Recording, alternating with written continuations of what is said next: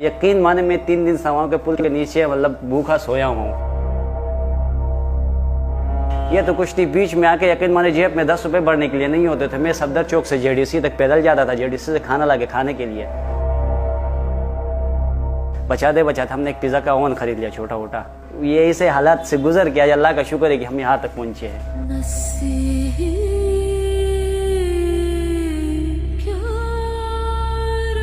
कितनी उम्र है तुम्हारी? मेरी 21 साल उम्र।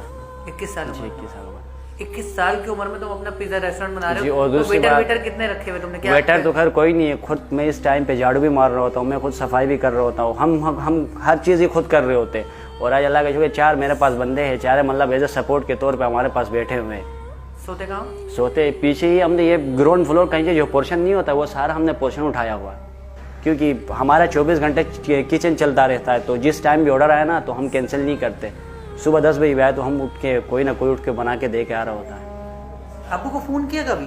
अब्बू को, हाँ अब्बू पिछले साल मैंने खुद बुलाया था अब्बू को इधर। अब्बू और अम्मू दोनों आ गए थे।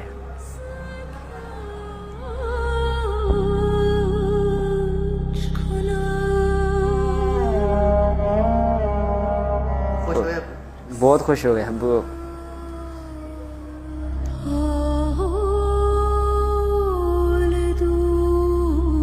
और आज जो मेरी कामयाबी पे सबसे ज्यादा खुश है वो मेरा अब्बा है।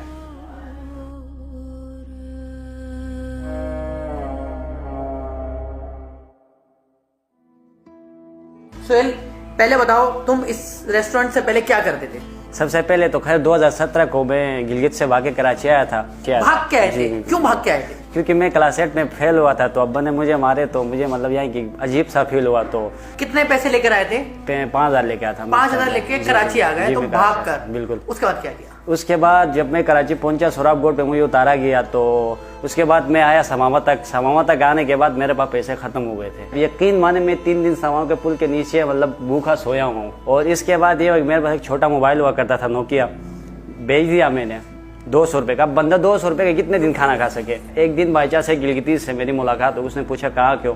मैंने कहा यार मैं बल्दिस्तान से, मैं घर से भाग के आया था। वो अपने साथ मुझे लेके गया, एक हॉस्टल हुआ करता था बास टोम्बुल आसमानी रोड पे। फिर वहाँ से उसने मेरी आगाजूस में जॉब लगवा दी थी। अच्छा। आगाजूस सफूरा रिमीम टावर के नीचे जो है। सही है। अब्बास टाउन से मैं, आप यकीन माने 2 महीने तक पैदल जॉब पे जा रहा था, आ रहा था। अब्बास टाउन से उस गर्मी में तक पैदल जाता था मैं। एक दिन मैं लेट गया तो मालिक ने पूछा कि आप आज इतने लेट क्यों आ गए? तो मैंने कहा अली भाई असल सीन ये है कि मैं पिछले 1.5-2 महीने से पैदल आ रहा हूँ अब्बास टाउन से। यकीन माने आप, आगाजूस के जो मालिक नहीं थे वो रोए। उसने कहा 10,000 रुपये ले लो और बाइक ले लो अपने लिए, और कल से बाइक पाना जाना करो। उसके बाद बीच में आके मेरे अब्बा की तबीयत खराब थी, तो मैं रावलपिंडी गया था यहाँ से। तो गया, वहाँ जाने के बाद मैंने आगाजूस की जो जॉब थी वो 1.5 साल करके वहाँ से मैंने लेफ्ट कर दी और मैं रावलपिंडी चला गया। रावलपिंडी से मैं 20 दिन बाद वापसी आया कराची आने के बाद उसके बराबर में ही एक रेस्टोरेंट हुआ करता था फूड क्लॉक के नाम से। वहाँ मैं एज आ मतलब स्वीपर लग गया था। वहाँ से किचन में घुसते यकीन माना हालांकि स्वीपर की जॉब करने लग गया। अच्छा। उसके साथ मैंने अपनी पढ़ाई भी तो कंटिन्यू रखनी थी। मैं मतलब झाड़ू वाड़ू मार के फिर मैं अपने सेंटर के लिए जाता था। वहाँ से फिर मैं नीचे किचन में घुसते मैंने फास्ट फूड और पिज़्ज़ा का काम पूरा सीख लिया। और उसके बाद ये हुआ कि गाँव से मेरे कज़न भी आ गए। अब वहाँ से 5,000 वो बचाते थे, 4,000 में बचाता था, कभी 3,000 वो, कभी 5,000 में बचाता था। बचाते हमने एक पिज़्ज़ा का ओवन खरीद लिया छोटा मोटा। हमने कहा यार अपना कारोबार करते, जान छूट जाएगी प्राइवेट जॉब से। आप यकीन माने कचराकुंडी की जगह थी वहाँ, मतलब कुत्ते भी बैठना पसंद नहीं करते थे। 6,000 रुपये में हमने वो जगह उठाई थी किराए पे 6,000 हमने वो जगह उठाई। वहाँ सफाई वफाई करके हमने अपने सफ़र का आगाज़ कर दिया। और करते फिर उसके बाद भी बहुत सारे मुश्किलात, मार्केटिंग के लिए पैसे नहीं हुआ करते थे। ये तो कुछ नहीं, बीच में आके यकीन माने जेब में 10 रुपये भरने के लिए नहीं होते थे। मैं सफदर चौक से जेडीसी तक पैदल जाता था, जेडीसी से खाना लाके खाने के लिए। ये ऐसे हालात से गुजर गया, अल्लाह का शुक्र है कि हम यहाँ तक पहुँचे हैं।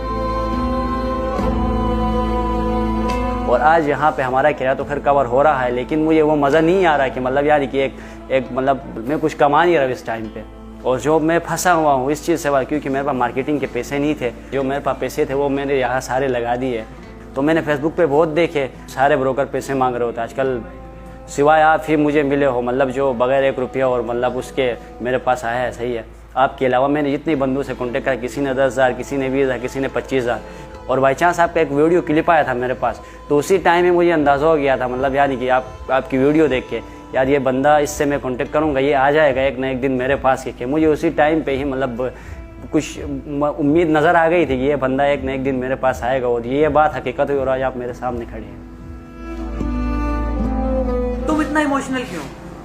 तो जाहिर सी बात है, मैं मुश्किल वक्त से गुजर के आज इन हालात में आ चुका हूँ, और यहाँ आने के बाद मैं फंसा हुआ मार्केटिंग के लिए, मेरे पास कोई सोर्सेस नहीं है। तो जाहिर सी बात इमोशनली तो इस टाइम पे बंदे की फीलिंग्स कैसी होनी चाहिए।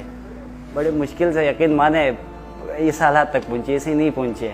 अगर मैं अपनी पूरी स्टोरी बता दूंगा ना यहाँ पे, आप भी मेरी जगह में रोना स्टार्ट करेंगे। यहाँ पे मार्केटिंग के लिए पैसे चाहिए होते थे, जेब में 1 रुपये हुआ नहीं करता था, वहाँ का 6 महीने का किराया भी सर पे चढ़ा था, डेली में एक पिज़्ज़ा बिकता था, कभी वो भी नहीं बिकता था, अपने खाने को तरस रहे होते थे, कुछ खाने के लिए वसीला था ही नहीं, टोटली था जेडीसी से खाना, वो भी पैदल जाता था। उन्हीं गर्मियों में मैं ये पीछे सफदर चौक से जौहर चौरंगी जेडीसी तक पैदल जाके वहाँ से खाना ला के आराम से बैठ के मैं और वो सुकून से मतलब 2-3 टाइम का खाना खाते थे।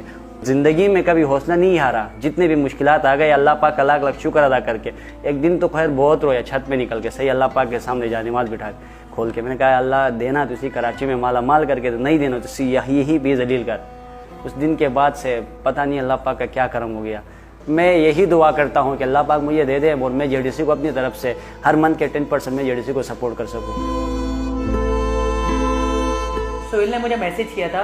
अच्छा, पहले तुम अजीब सा, ये रो रहा था अभी कैमरे के पीछे ना, और तुम रो नहीं, टेंशन क्यों ले रहे हो, सही हो जाएगा साहब। इतना जबरदस्त पिज्जा है ना इसका, मैंने खाया अभी।